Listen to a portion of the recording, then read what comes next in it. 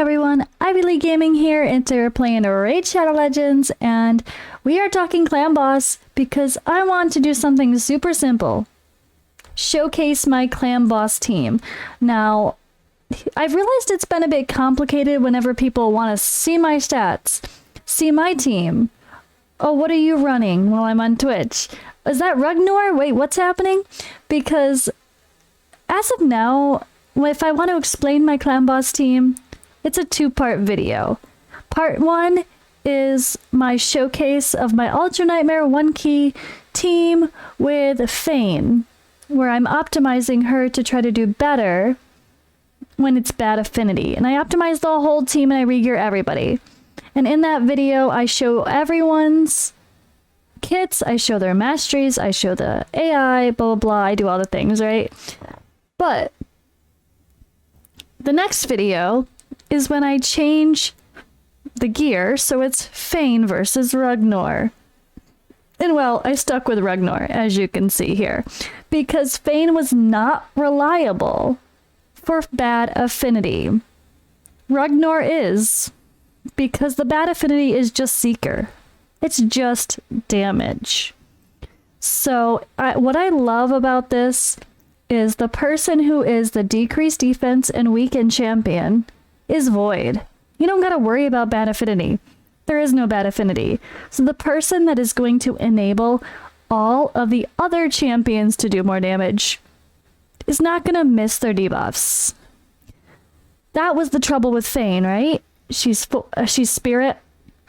So when it's magic, she's gonna miss a lot of decreased defense and weaken, which means everyone else in this comp is gonna do less damage. You don't have that problem with RUGNOR. So while at the end of the day, Fane had a higher ceiling, because when it was strong affinity, goddamn, she was a beast with all those poisons, right? She had a lower floor. RUGNOR is a little bit more medium. He has a low ceiling, okay floor. You guys know what I mean. Sports terms here. Well, you know what I mean. But that's just how it is. He's reliable and he's perfect, and there has been 0 failures at a 1-key Ultra Nightmare ever since I switched this comp to be my comp. So I'm gonna show you guys my team, my stats, my masteries, the AI settings, and then I'll end it out with a run. So I'm gonna end it out with this run right here. This is Void. So I figured I would do it simple. I would just test it on Void. Super simple. It's neutral for everyone. This is about what I get. I usually get 77 to 80 on Void. So this is pretty darn average. It doesn't vary that much. And that's one thing I have to say about RUGNOR. So this clan right here, this Clan Boss team right here. The worst affinity is, of course, based on Seeker over there. Seeker is magic, so force, he does less damage. He gets a lot of weak hits. It is what it is. So that is the one time where I will see damage in the low 70 millions, where it makes you worry, but not really, let's be honest, because this team has like no extras. There's the typical 1 extra toxic set, the typical DPS and relentless gear, nothing else. So if depending on your stats you can't quite get there, but you want more reliability, you're just gonna put someone else in another toxic set, in Fury gear, in retaliation gear. There's plenty of options to boost the damage a little bit on this team to be even more reliable than it already is, but I'm telling you, on these stats, 0 failures at hitting my 1-key in the many months that I've been running this team. Do Ultra Nightmare every single day, of course. So this is a reliable team, and reliability is key. I know it's easy to compare all the Bateater DPSs, but what happens on the worst affinity for that team? That's what I want to know. Can they 100% give you an easy 1-key? Without insane gear, or without both Man-Eaters being in Fury, or Seeker in Retaliation, or 1 Man-Eater in Toxic and Painkeeper in Toxic. I don't have all that extra fluff. I have Painkeeper in Toxic, RUGNOR in Relentless. Simple enough. So let's get to the build and, well, I'll show you guys.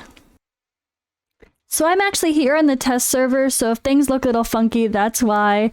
But I have not changed any of my stats, guys. The only stat I guess I could say technically is a little bit different is the Classic Arena, because that'll vary just slightly because I'm in Platinum right now. And on my main account, sometimes I'm in Gold 4. Oh, no, never in Gold 4. Sorry, Gold 5. I'm pretty much always in Gold 5, sometimes in Platinum, depending on how much I've pushed or whatever, or if I forgot to do my refills. But I'm usually in Gold 5, so this is with Platinum right now. So it's a little bit more, but even still, if you just go for these benchmarks of stats, you know for sure you're better, because my stats are a little bit higher than they are on my typical clan boss run, just because of the Gold 5 versus Platinum. So let me show you guys right here. So this is my fast Maneater. Not crazy attack, 3200, because he's got to get some decent speeds here. Mine is at 266 speed. We have 100% crit rate, and then you don't need accuracy on him, of course. So you just want to pump out as much damage as you can on top of getting the right speed. That's all. Damage, correct speed. Boom. Easy. Attack, crit rate, crit damage, speed. All that Maneater needs. Really easy to build. Now, what I also will do, guys, is I will link to the Bateater part on Deadwood Jedi's website. It makes it super easy for tuning your teams and making sure everything's going to fall in line, because you can plug and play your speeds in case they're a little bit different. It also shows the ranges that each person can be, so I'll be sure to link that in the description below. So it goes Maneater. Then we got Seeker here. He's fast. So again, my Maneater, Masteries, sorry. We have Maneater 1. He is in just standard speed gear and mixed sets just to get the right speed and stats. He is fully booked, and his skills are here. Let me grab myself. All right. Here is our Masteries for the Maneaters. Now, this is really doing nothing. Don't worry. Cycle of Violence doesn't affect Clan Boss. This is just more for other content in case you're using him in like Faction Wars or something else for fun. But you want those retribution procs. This is key. This is key because we're using RUGNOR. RUGNOR has the leech, so he is filling up your health constantly. So you are actually dropping that health constantly as well. So let me show you. Retribution has a 50% chance to counterattack when this champion loses 25% of their max health or more in a single enemy skill. So if your health is properly filling back up, more than likely Clan Boss is going to shoot it right back down. So this is a thing with some comps that don't have any sort of extra healing. You're not going to necessarily proc Retribution as often because your health is going to stay very low. But because we have that leech in there, you're going to properly heal and then smack down. Heal and smack down, and you are going to proc that Retribution quite often.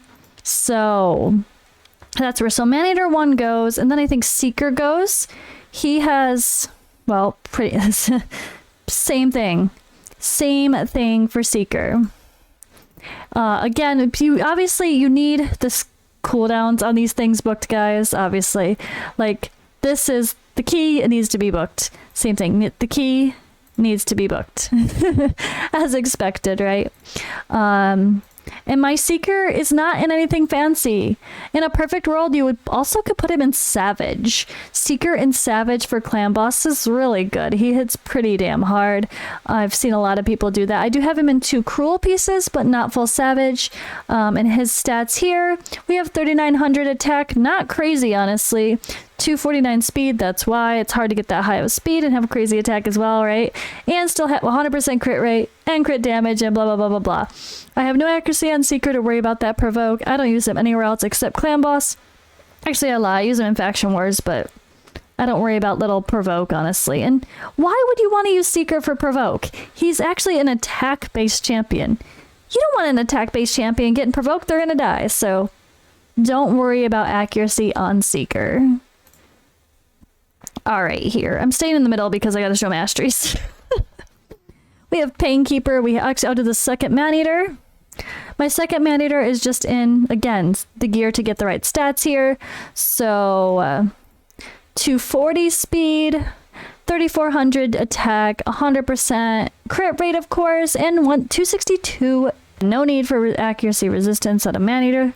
Don't got to worry about anything else either. Super, super simple. And both Masteries on the Maneaters are the same. Easy peasy lemon squeezy. So, and then we have Seeker. Painkeeper. Painkeeper is great.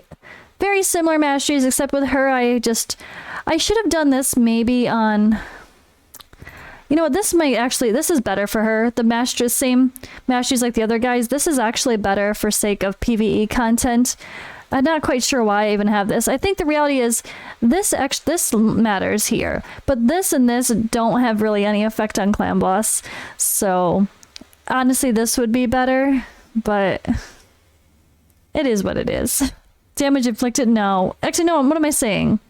Painkeeper's never gonna inflict more than 30% of the target's max HP in one hit. I take that back.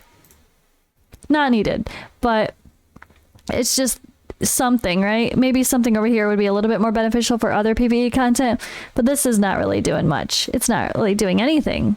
It would only help for the sake of finishing something off in Faction Wars if everyone was dying, but that's about it. But yeah, here's her Masteries. Painkeeper and Toxic is probably your best way to go. I do have her with in mix of stats here. I have her focused on attack, honestly, and I do have her with some mix though, because Painkeeper does have some mixed skills. Her A1 is defense and attack based. Her A2 is HP and attack based, but what's consistent? Attack, right? That's going to help both skills do more damage. So if you do need to have both of those skills in anything, attack might be the better way to go. But honestly, she doesn't have great multipliers. She doesn't do much damage. So Painkeeper is the perfect candidate for a toxic set where you'd rather make sure you're pumping out more damage on like the Maneaters because they actually hit harder and Seeker hits really hard. So if anything, Painkeeper is the #1 toxic set candidate. If you want to put 2 people in toxic because you notice your debuff bar is not full, all the time with 10 max spots, of course, then I would suggest that you put a Maneater. I mean, probably, honestly, the fast Maneater might be the best candidate because if you can get the speeds and then have the second Maneater that's slower, just hit as hard as possible, that would probably be your best bet because it's hard to pump out damage and speed at the same time. So maybe if you threw in toxic, if you actually had some fast toxic gear, it might be okay, but it's not necessary. Like I said, I have no trouble one keying with my Clan Boss team. All right, and here we have RUGNOR Goldgleam. He is my ace. Love him. I've always loved RUGNOR since Faction Wars. I did Dwarf Faction Wars, guys, back in the day before Brogni existed. I think Melga just came out. There was no Herndig. So it was a lot harder. And the key to that Faction Wars, if you don't have Brogni, you don't have Herndig. And maybe you don't even have a Reviver. Remember back in the day, it was either have 1 Reviver and Rearguard Sergeant, or 2 Rearguard Sergeants. And then everybody had to have HP over 60,000. And because the boss ignores defense.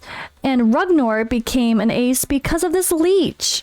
It was just allowing everyone to proc up. So when I went to go beat Dwarf's Faction Wars for the first time, I changed everybody's Masteries to War Master and then used leech. No trouble, super easy. It made it so great. So RUGNOR was just so key, and he brought this decreased defense and weaken to the boss. And an increased attack didn't hurt, on him at least. But he actually hits pretty hard. So the good thing about this is the AI changed so much. So this would have been bad before because he used to do this weird blah blah blah shield thing here, fills his turn meter. It made him hard to tune because he was filling his own turn meter when he did his A2, and you couldn't prevent that before. But AI adjustments now allow you to just turn off his A2. So thanks to that, we now can use RUGNOR widely in Clan Boss, and he's awesome. Decreased defense and weaken. and just great damage. And again, the leech allows for those retribution procs to happen more often because you're filling up your HP consistently. His passive here, it's so funny that that's every time he loses. It's so weird because this, you think that this would actually affect Clan Boss, but it doesn't seem to.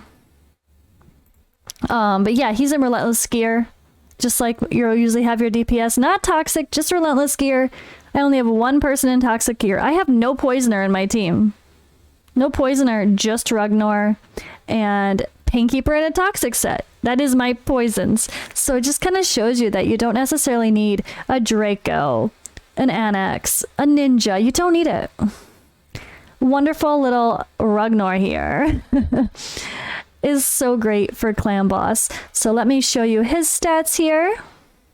Wait, did I show you Painkeeper's stats? I don't think I did. Painkeeper and Toxic, sorry.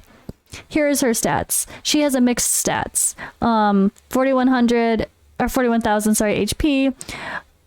3,700 attack, almost 3,800 attack. I did go more attack, but let the HP kind of flow in where it may, because we're using that often. In the defense, you could honestly go probably more defense than attack because she's going to use her A1 more often, would be the better route. But just focusing attack, honestly, is where it's at. And then we have the proper speed again. And I did get Painkeeper to 100% crit rate. A lot of people don't get Painkeeper to 100% crit rate. But I think that's where my damage on this team kind of gets a little bit more consistent, is the fact that I actually did put 100% crit rate on Painkeeper in a Toxic set with the right speed and a decent bit of attack. So it just adds a little bit of insurance to your runs. And oh yeah, her Masteries we did show. So let me go back here, and again, RUGNOR. Let me show his Oop, sorry, that clicked away really weird. Apologize. All right, RUGNOR's Masteries are a little bit different here. I did add this, which adds overall damage to his kit here, instead of adding deterrence. We did definitely get the retribution again. That's where it's at. That's where those extra hits come in. But the kill streak here is helpful for getting some extra damage in general. Again, this is helpful for other content like Faction Wars, but not really needed here. Let's go to his skills. I have him at almost 4,700 attack, 221 speed, 102% crit rate, 100, obviously always crit cap 100%, guys. 215 crit damage. I would love to see this crit damage higher, but don't need it. And I do like to have accuracy on him. Well, what am I like to? We have to have accuracy on him. He's the only one that needs it. It makes it so easy. Decrease defense, weaken, leech. He lands them all, no problem. I would like to have it a little higher, maybe just, I feel like over 250 just secures it. I think you only need 220, but I feel like it fails more often. It does. I'm sorry, it does at Clan Boss for Ultra Nightmare.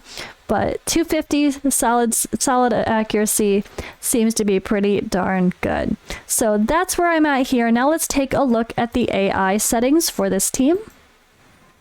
I'm going to go in here and show you. So here we are, Maneater. So my first fast Maneater starts off.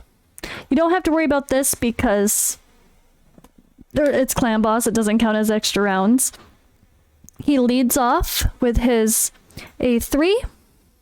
And then there you go. Then what happens is Seeker. It's A3, A2, A3, A2. So A2 for Seeker.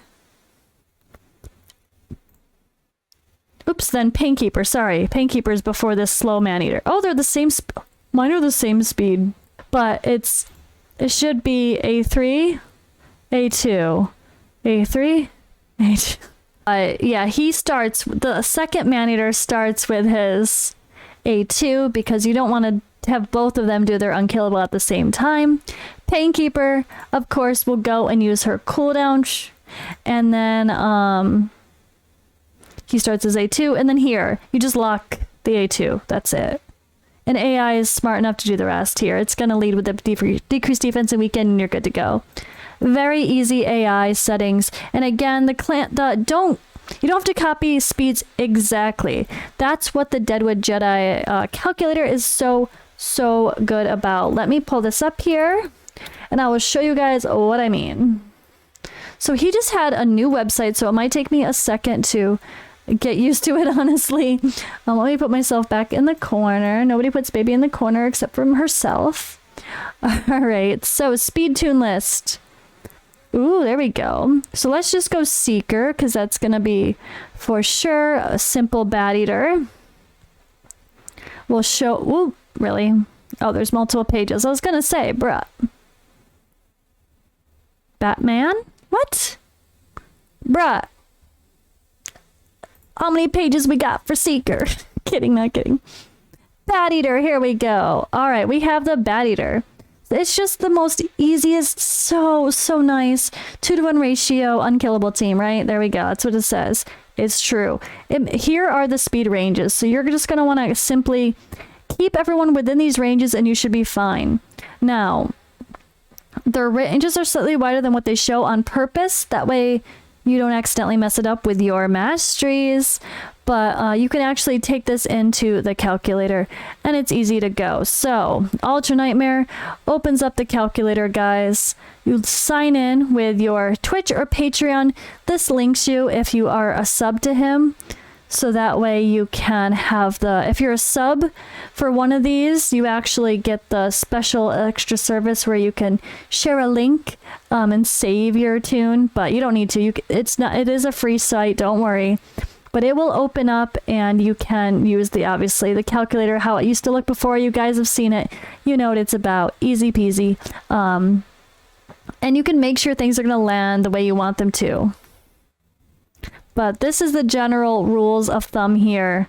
And if it's not tuned right, you probably have a mastery wrong, or you probably forgot to account for speed sets, lore of steel, etc. But this is such a good tool. It's just an extra assurance to make sure your run is great. I'm sorry that I talked for 20 minutes, but I feel like I wanted to do a thorough job explaining my tune, my team, and I hope that was helpful for you guys. And I'm gonna show the run. Oh my god, I'm gonna show the run after a 22-minute talking. Sorry.